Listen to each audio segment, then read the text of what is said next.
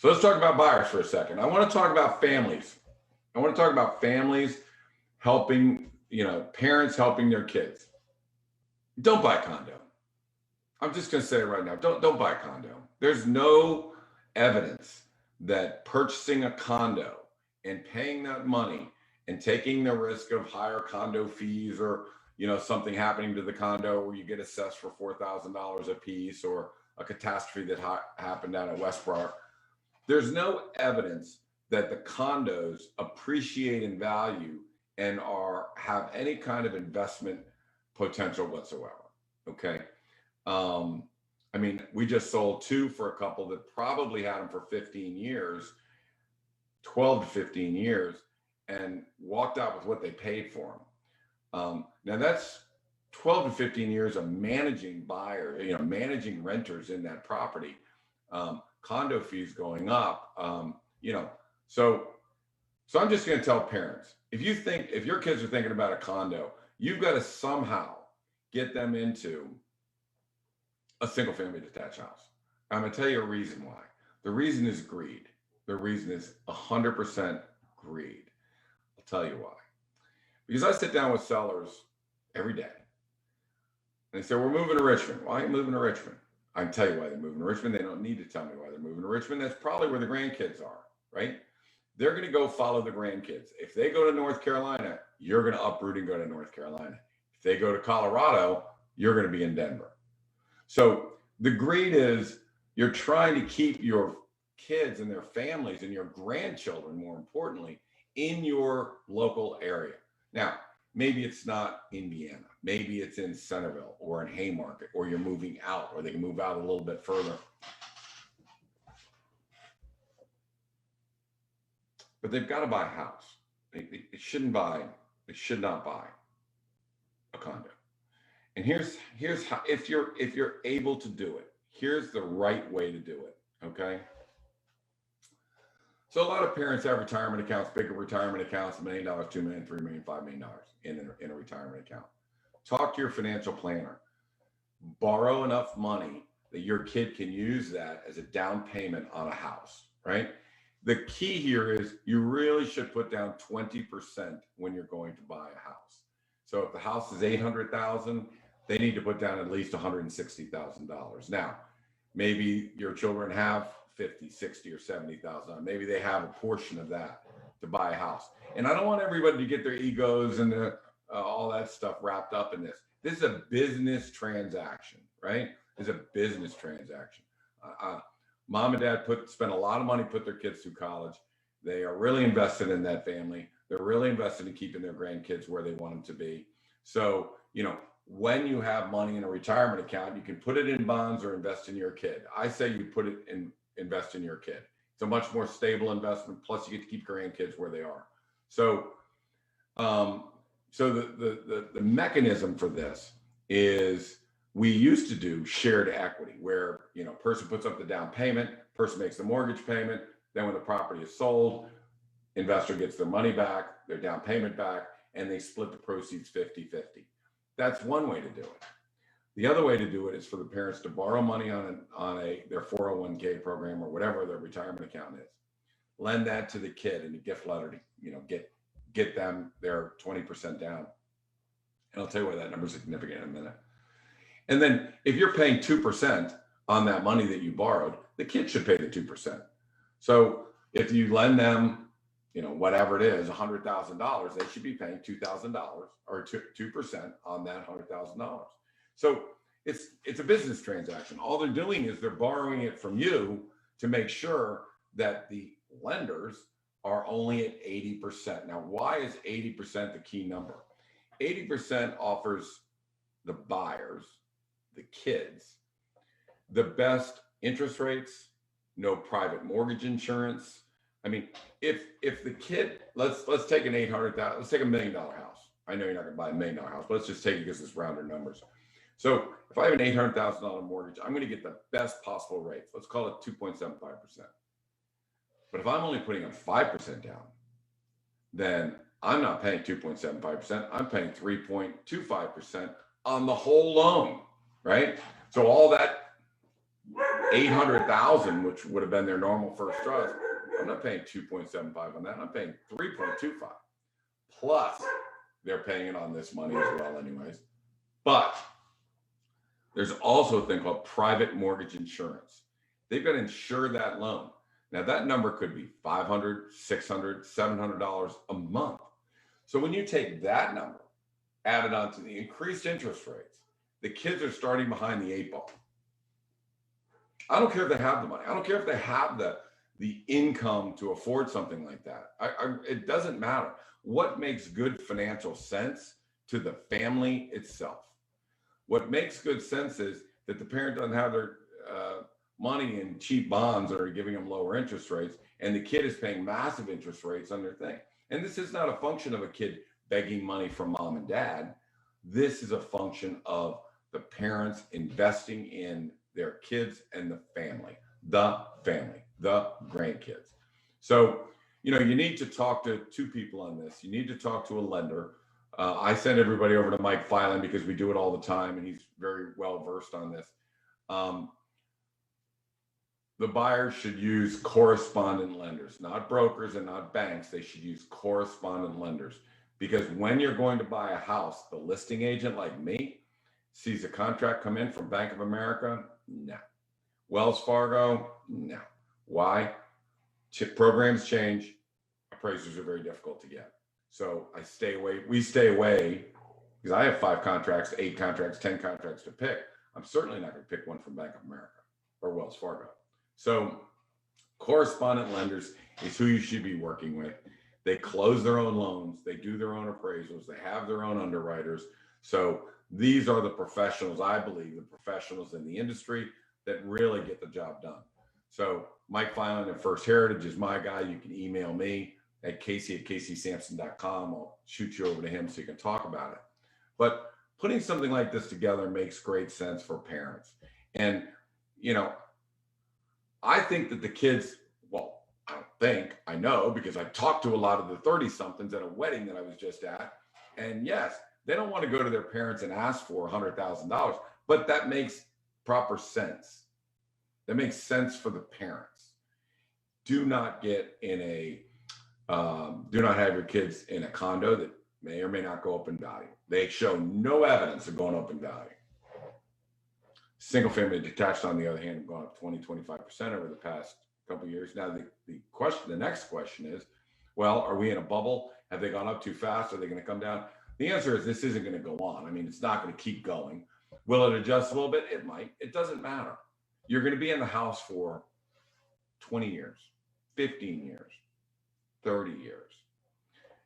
By moving into a house, you can grow, you can have a family, you can have dogs, you can have yards, you can have, you can do what you want with a single family house. It is more likely to go up in value than any condo or any townhouse. So if you're a parent or a real estate agent, you need to reach out to your kids, and if you can, and say, I got this money sitting in a, retirement account. I'm going to take 100,000 of it. I'm going to lend it to you for a down payment on your house. You put up 60, I'll put up 100, or whatever the numbers will be. And let's get you in a single family house. If you can't do it here in Vienna or in McLean or in Arlington, then let's get out to Chantilly. Let's get out to Centerville. Right now, the best buy in Northern Virginia, in my opinion, is Centerville. As I watch the appreciation rates for all the different communities, some are up 27 to 30%. Centerville's up 23%. 23% is their appreciation rate. Why is that? Well, their roads are ripped up. I mean, 66 is a dangerous little road to be on right now. It is not pretty. It's fun to watch them build it, but I think it's inhibited people from buying in Centerville right now. So I think that's where the deals are. I think the deals are in Centerville. We do a lot in Virginia Run. I'm looking at a house that we're going to put on the market. The one house that I just put on at 900, that'll sell for 950, 965, still under market value. I'm also going to give you some tips in a minute here about buying. Another one out there is coming on, and it's 950. And I told them It's a $1.15 million house. I mean, I know it comps out at 950, but I'm telling you, that house on Pebblebrook that's coming up is worth 1.15 million.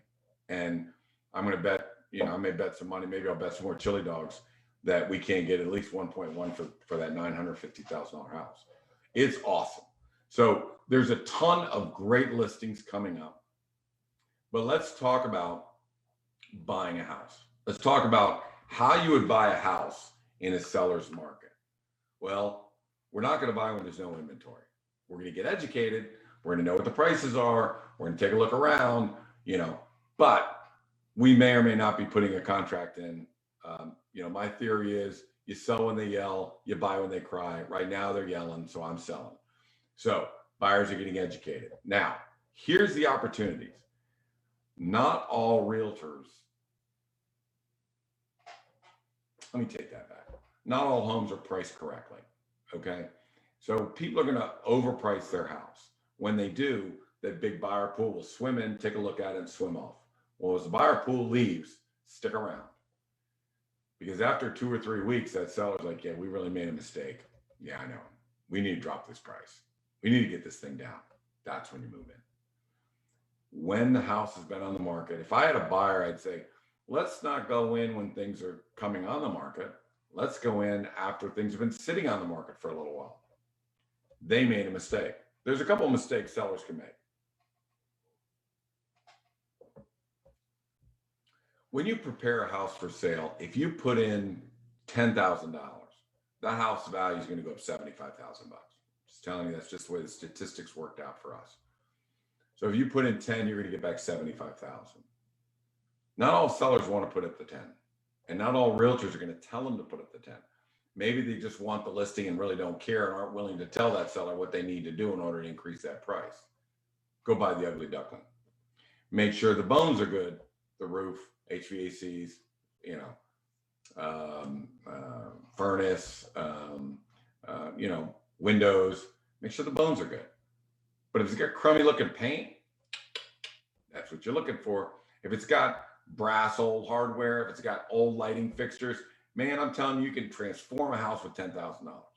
You could transform the house to look from old and dated. So when you're buying, look for dated. Look for bad paint. Look for bad lighting fixtures. Look for crummy pictures. Look for overpriced houses. Look for some houses that have been pulled off the market because they were crummy and then they couldn't sell, so they took it off the market. So this is called shadow inventory. We're looking for that shadow inventory. So when we go out as a buyer, and not right this second, because I'm telling you, when things are at 89% under contract, people are paying crazy numbers. Just relax. Let it get into May and June and July when that buyer pool is swam off, and see what's left over. And those are your targets. Look for a good lot. Look for good schools. Look for people that have not done the cosmetics. So just understand this. Here's another thing you might want to look for. Somebody that over improved a house, right? There are some people put in $400,000. They're not getting that $400,000 back. They're only going to get $150,000 to $200,000 of that back. So if they've over improved a house for a neighborhood, and you don't care about, a lot of people say, well, if I'm going to spend $900, I want to be around homes that are worth 1.2. But what happens to that 900 is in a neighborhood of 750s. They overbuilt for the neighborhood. You're going to get the benefit of all of the stuff they put in that house, and you're not going to pay that much for it. So you can buy homes that are over improved for the neighborhood, right? Keep an eye on that. But when you do capital improvements, new kitchens, new bathrooms, new roof, new windows, new flooring, those are capital improvements. You don't get all that money back, right? You don't get all that money back. So if you have that kind of stuff, that's good because they're not getting that money back. But it's the paint, the cosmetic items that really pay for themselves, the paint, the hardware, the lighting fixtures, the window treatments. Find a house that looks like it was built, find a house that looks like it's 1985 You could turn that house into a 2022 just like that. Paint, hardware, lighting fixtures, a kitchen you can live with, a master bedroom you can live with. You can fix those as you go along. That's what you're looking for. Look for agents that overpriced a house. It sits and sits. The buyer pool is gone. Put your mask on, come riding in. Now, what we do at that point is we'll go to that house and say, I know you put it on for $900,000. The house is really worth $750,000. That's our offer, $750,000. And I'm not trying to make you mad. I can prove that this is what the appraised value is going to be. Here's your comparables. Here's what the assessed values are. Here's the square footage. Here's what they sold for. That's exactly what you're going to sell for. So we would go in and again, we just did this. I don't know what the exact numbers are, but I think it was listed for 1.5 or 1.55. The house was worth 1.25, but with the benefit of all the horses, maybe 1.3. We went and got it for 1.3. It was listed for 1.55. So when they originally come on at 1.55, just wait. It's coming. And then after it's been on and they can see that nobody's going to pay that number, then they're like, oh my God, what is it really worth? It's worth 1.3. Here it is. This is what it's worth. This is what we're willing to pay for it. So that way you're not overpricing. You don't want to get into bidding wars. And I'm saying this as a buyer agent, not a selling agent. When I'm a listing agent, yeah, we want everybody in.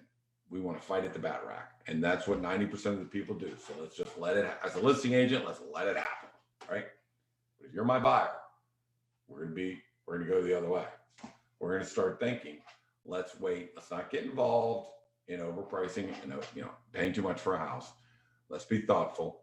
Let's find somebody that made some mistakes. Let's find somebody that didn't price it right. Let's find somebody that didn't fix the house up, that didn't prepare it, that didn't do the marketing the way they should. And that's where we move in, right? So if you're a buyer, there are ways that you can get around this market. Do I want to jump in February to be a buyer? No, I want to wait until May and June and July. That's when the inventory comes in, they overprice the house, the buyer pool becomes a little, goes down a little bit. And that's when we swoop in and make our purchase. So this is the way there's either going to be $100,000 of profit or $100,000 of discount. When I'm working with sellers, we're getting that $100,000 profit. And our average was 127. When we work with buyers, we're going after people that made mistakes. And we're going to get our people a deal. And that time is coming. Now, the reason why we need to do that sooner rather than later is as interest rates rise, that mortgage payment is going to get higher. So we do want to lock in a nice low rate. They're still about 2.75%, 3%. I'll check with Mike on that, but still not crazy right this minute. Lock in on a house. I am telling you that interest rates could be at 4%. It could be at 4.5%. It could be at 5%. Did you ever think you'd walk into Giant Food and see that you can't get a box of Special K?